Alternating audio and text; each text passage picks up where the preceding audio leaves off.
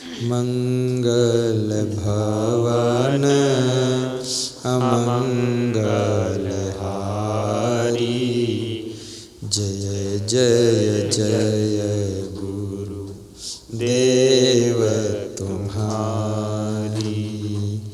पुरवहु मोरे मनोरथ स्वामी। सो तुम जानहु अंतर्यामी अंतर्यामी। साहिब बंदगी साहिब।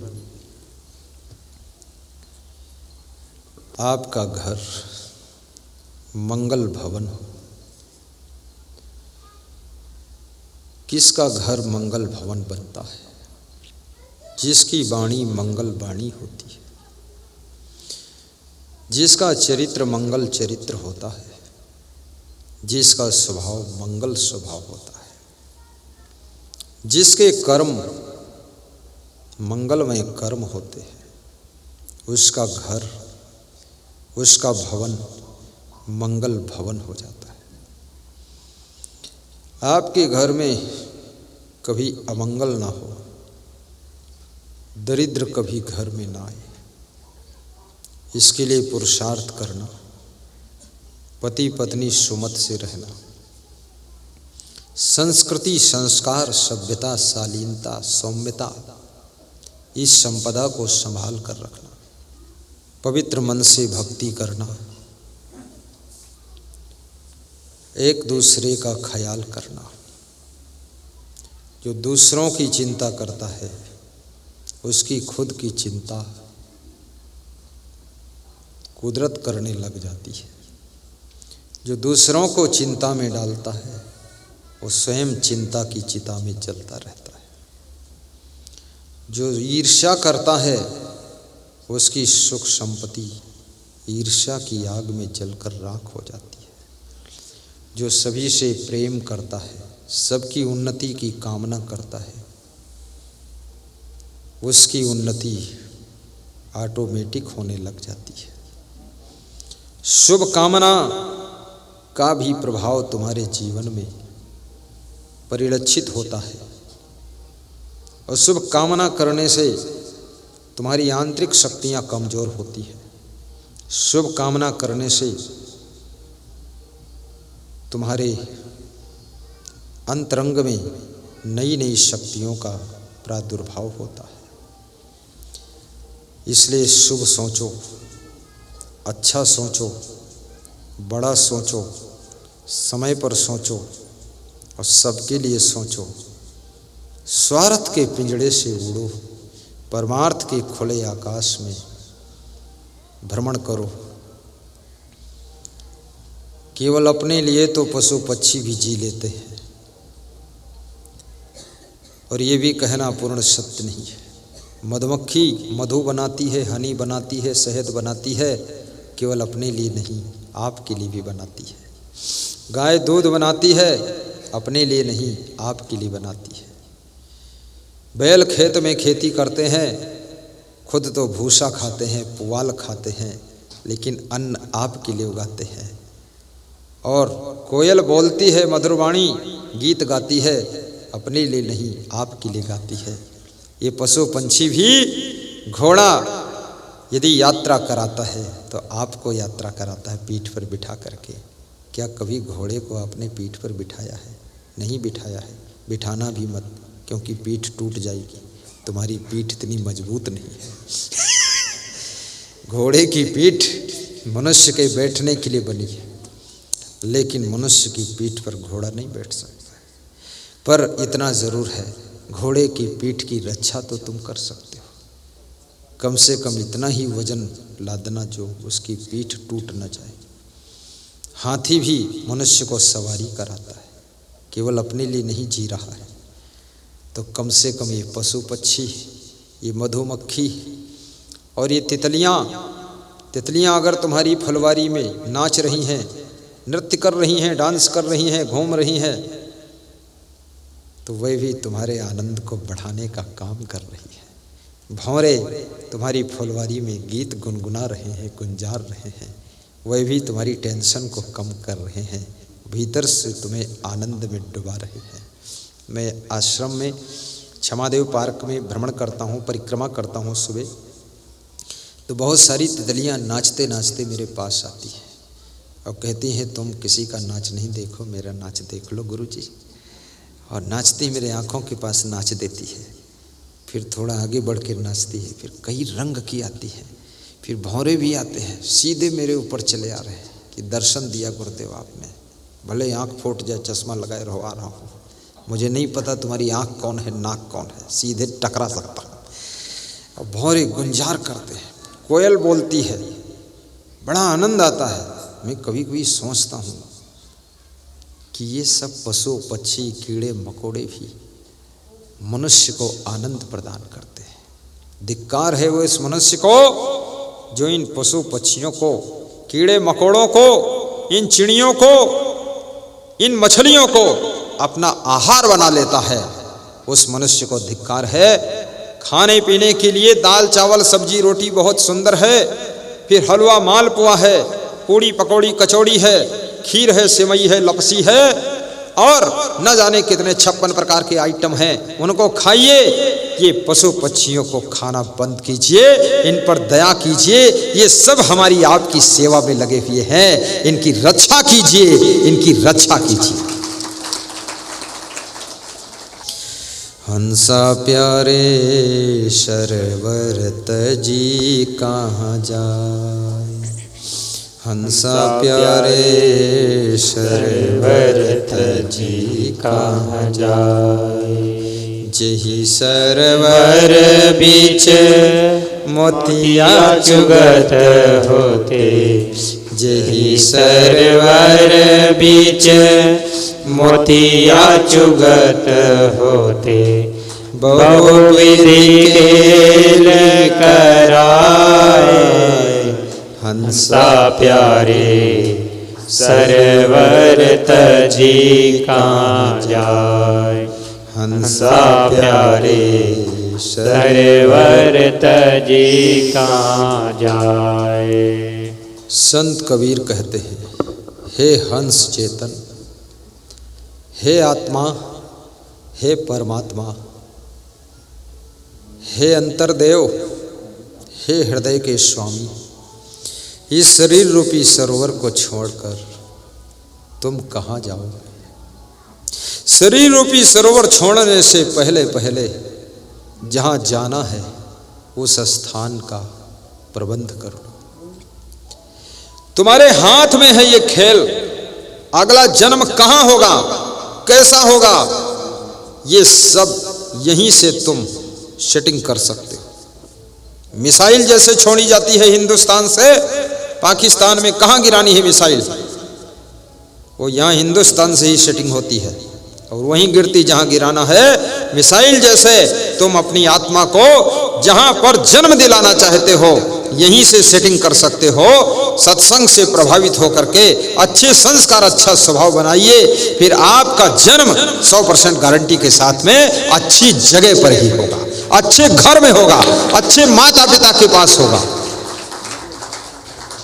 यहीं से सेटिंग करना पड़ेगा, ये मिसाइल यहीं से छोड़ी जाएगी। इसलिए सत्संग में डूब जाइए, संस्कार बदल लीजिए। शरीर रूपी सरोवर तो हर जी रूपी पंछी को छोड़ना ही है। हमेशा इस पिंजड़े में ये जीव पंछी नहीं रहेगा।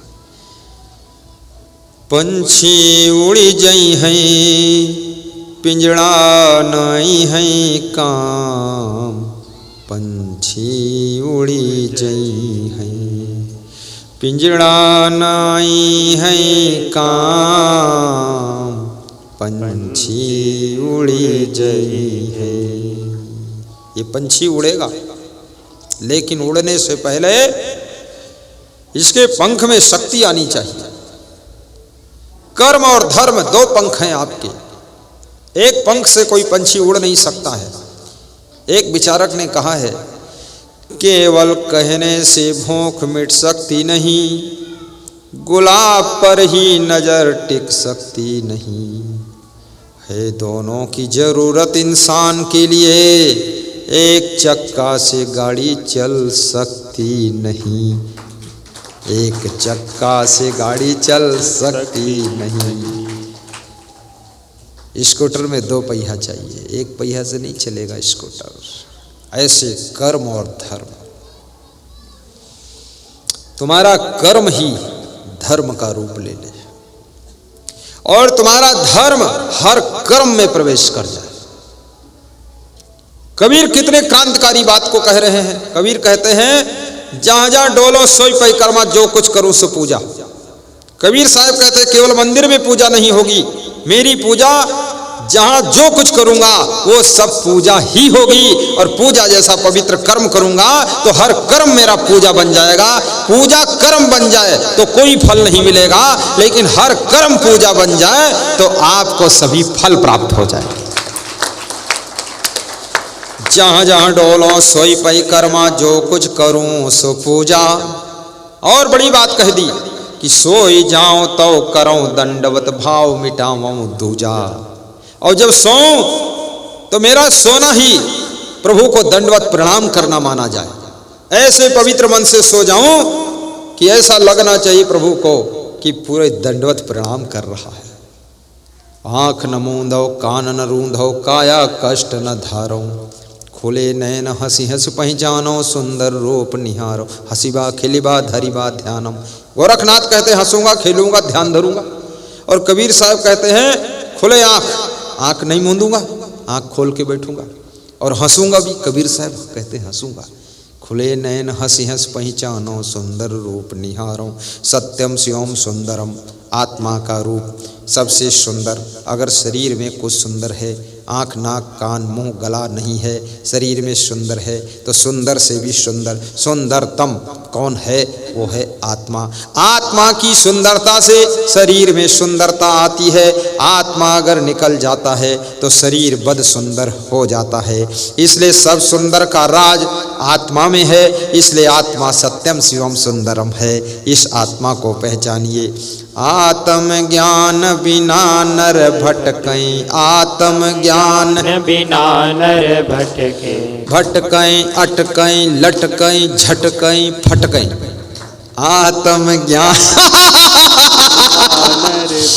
आत्म ज्ञान बिना नर भटकैं, आत्म ज्ञान बिना नर भटकैं। कोई मथुरा कोई काशी, कोई रोटी खावे बासी, पानी में मीन पियासी, ताली बजा दो आवे हासी। हम थोड़ा मजेदार सत्संग करते हैं, क्योंकि हमने सत्संग करना किसी से सीखा ही नहीं, बस अपन अल्लम पल्लम चालू कर दिया, इसलिए हमारा निराला रहता है। दूसरे सीख लूँ तो ऐसे गाल फुला के बैठूँ, ओम गणापति, तो ये सब अपन तो हंसते रहो, सत्संग करते रहो, सबको मस्त कर दो, बस यही ठीक है ना, आनंद आ जाता है। पानी में मीन पियासी, मोहि सुन सुनी आवत हासी। आत्म ज्ञान बिना नर भटकैं, कोई मथुरा कोई काशी, कोई मथुरा कोई काशी, कोई मथुरा कोई काशी। आपके घर में जो बालक जन्म ले रहे हैं, इतनी तपस्या कीजिए, इतनी भक्ति कीजिए, कृष्ण जैसा बालक आपके आंगन में आ जाए तो समझ लो मथुरा आपका घर ही हो गया है। विश्वनाथ मंदिर काशी में है, विश्वनाथ भगवान का। विश्व के प्रति तुम्हारे अंदर प्रेम पैदा हो जाए तो आपका घर ही विश्वनाथ का मंदिर बन जाएगा। यहीं पर काशी है। काशी क्षेत्रम निवासस्य जाह्नवी चरणोदकम। कहते जहां पर कोई महान गुरु निवास कर लेता है, उस निवास स्थान का, उस घर का प्रभाव काशी क्षेत्र जैसा हो जाता है। जहां उनके चरण पड़ जाते हैं, चरणामृत पड़ जाता है, समझ लो वहां गंगा जी का प्रभाव आ जाता है। काशी क्षेत्रम निवासस्य जाह्नवी चरणोदकम गुरु विश्वेश्वर। पादोदकंपानम तारेत। गुरु विश्व वंदनीय है, उसके चरणामृत का पान करने से ये जीव भव सागर से तर जाता है। कैसे तरो नाथ, कैसे तरो नाथ, कैसे तरो नाथ, कैसे तरो नाथ, बिना मौत मरो नाथ, बिना मौत मरो नाथ, कैसे तरो नाथ, कैसे तरो नाथ, गुरु जी का साथ, गुरु जी का हाथ, कैसे तरो नाथ, कैसे तरो नाथ, साहिब बंदगी। कबीर साहब प्रश्न पूछते हैं, हे जीव, इस शरीर रूपी सरोवर को छोड़कर तू कहाँ जाएगा? सत्संग समाप्त होने के पश्चात आप अपने निवास पर जाएंगे। आपको पता है हम कहाँ जाएंगे? तलवंडी जाएंगे, टोंक जाएंगे, नागौर जाएंगे, गुजरात जाएंगे। आपको मालूम है हम उधर निवास मेरा कमरा उसमें जाएंगे। लेकिन कबीर साहब कहते हैं, जिस शरीर रूपी सरोवर में हे जीवात्मा तू 50 साल रहती है, 100 साल रहती है, 120 साल रहती है, 60 साल रहती है, इस शरीर रूपी सरोवर को छोड़कर तू कहाँ जाएगा? अब ऐसा प्रश्न है, इसका उत्तर हर व्यक्ति के लिए बड़ा कठिन उत्तर है, बहुत कठिन है कि शरीर को छोड़कर आत्मा कहाँ जाएगी। और कबीर साहब तो यहाँ तक पहुँचते हैं, इस शरीर से पहले तुम कहाँ थे और कहाँ से आए हो? आए हो तुम कहाँ से और जाओगे कहाँ? दोनों सवाल कर दिया है। अब ये इतना कठिन सवाल है, इसका उत्तर अगर मेरे से भी पूछा जाए, तुम कहाँ से आए, इस जन्म के पहले जन्म में कहाँ थे, तो बड़ा कठिन उत्तर है।